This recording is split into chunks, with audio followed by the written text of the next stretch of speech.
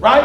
And I was looking at it today, I'm like, yo, frustrated. Like, why are they not giving you guys this small component that's gonna take you to the next level, right? And what I've noticed is that when it comes to the dream, people got all the steps. Right? They got all the documentation, they got all the paperwork, and they tell you everything you need to do to make your dream become a reality. Anybody read a book or you watched a video and somebody gave you the steps to being successful, right? You saw Kobe Bryant said something like, all right, okay, so here's the problem that I have. They give you side A, but they don't give you side B. Right? I want to talk about side B today. Like, why don't we just have 3-4 days of preparing you for hell?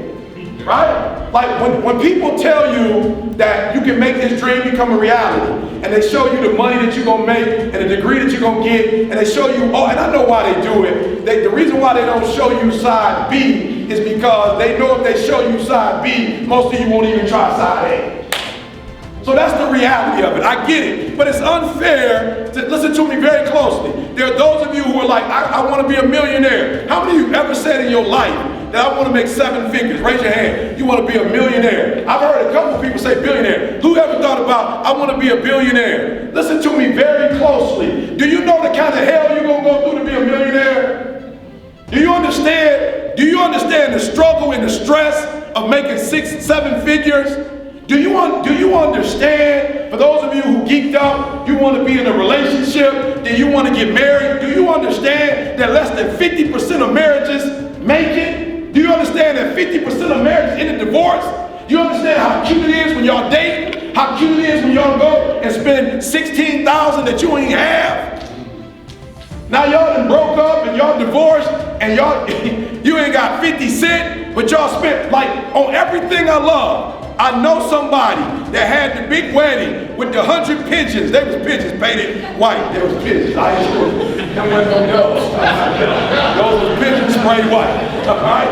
Now you try to fool me if you want to, but I can tell by the way they was flying that they was pigeons. Them jokers weren't even going high, right? They kind of came out, went, fell, right?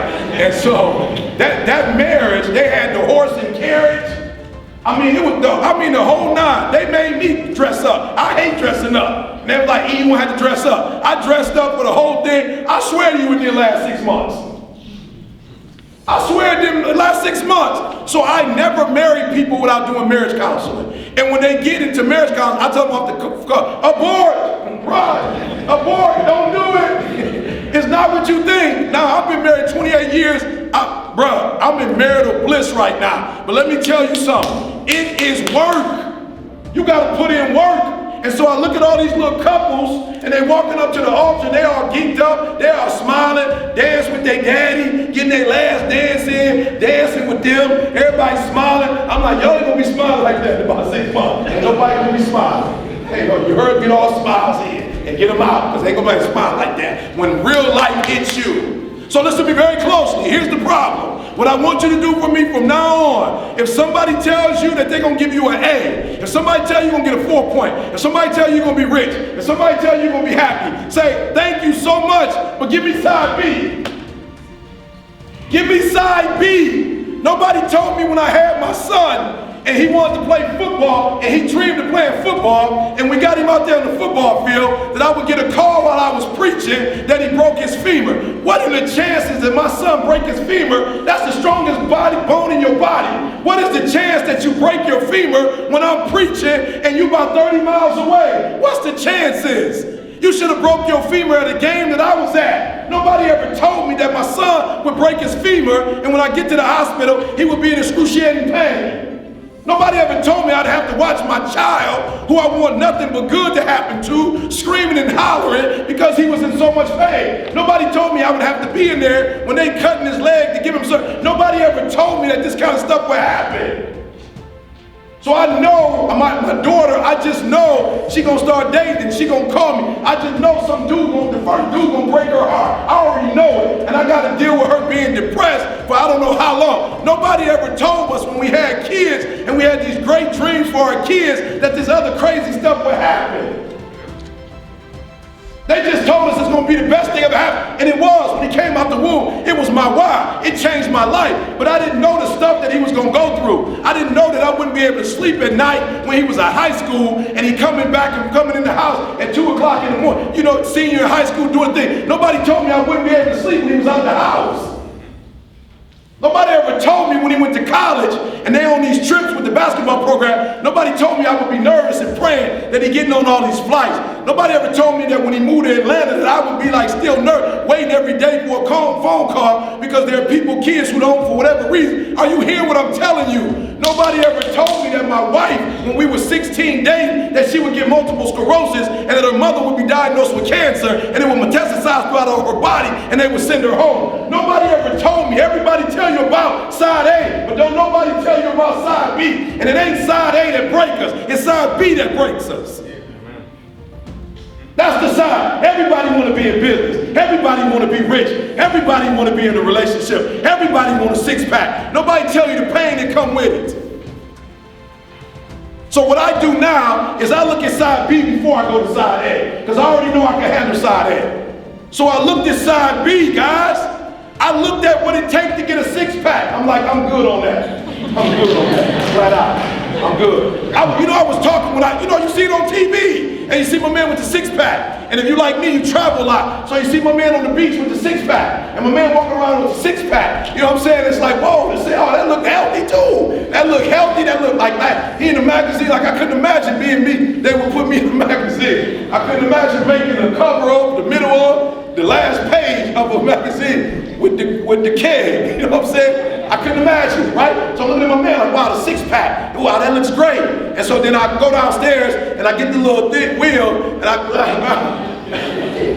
get the wheel and I'm like, whoo! And I get up and I can feel a six-pack in the back, boy. But I feel it like I've never felt it. When each time I went up, it came back. But nobody told me the next morning when I wake up.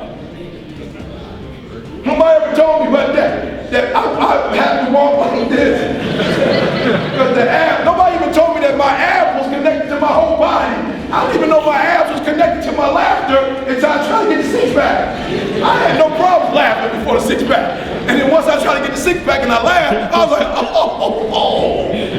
I'm reaching to grab something like, oh, that hurt. So when I realized, like, I got to do this to get this, I'm like, sign me out. I'm good on the six-pack. I'm just, when I get translated, I just hopefully get the new body, the six-pack is going to be a part of the whole new structure, right? I'm like, I'm good on getting it down here. Nobody ever told me that to get the dissertation, that I would be up all night long and I would feel like I had a child because I'm not getting no sleep. Nobody ever told me when I was working on a dissertation that I would miss all the family functions. Because I'm studying. Nobody told me that I'd miss every movie and I would miss every rap artist and every TV show, and that on the plane while everybody else was playing, I would have to study. Nobody ever told me that I would feel like my brain about to explode if I do another piece of research, if I write another iteration, if I do another edit, and I start asking myself, E.T., is it worth it? But when I looked at the PhD, I was like, definitely, because I'm a motivational speaker that works at Michigan State University. This is the pecking order, the PhD work when you're on this campus. Offside of this campus, it ain't that deep. But if you here, it's meaningful, and I was here at the time. So I was like, it's worth it. Is it worth it? So when I found out that if you want a six-pack, you can't eat man-made stuff.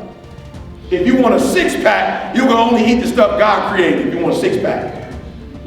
You can't eat honey buns. Honey buns, that's man-made. Honey bun is man-made. I'm killing the honey. All the man-made, I'm killing it. Cheeto Puffs, they like eat. You can't have a six-pack and eat Cheeto Puffs. You gotta eat fruits and vegetables, meats. Like, you can't eat. I'm like, I'm good on a six-pack. I'm gonna need some Cheeto Puffs in my life. I'm gonna need some cake. You know what I'm saying? Like, eat. It's not, the six-pack is not just the road boy. The six-pack, 80% diet, 20% workout. I'm like, I'm out there.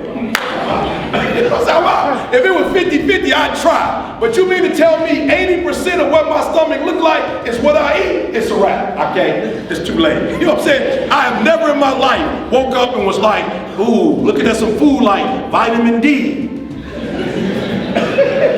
I ain't never looked at no food, vitamin Z. It's E in this.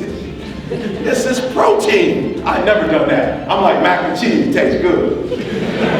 Dressing, you know what I'm saying? I'm all fried chicken. I never looked at a piece of chicken and was like, what is the nutrient value in this? I'm just like, dip that for me. I want spice. you put some ranch on there.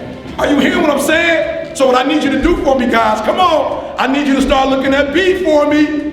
Before you get into it, I need you to look at B. And if you can handle B, then I know you're going to make your dream become a reality. There's nothing that won't stop you. But if you only look at A, it's going to kill you.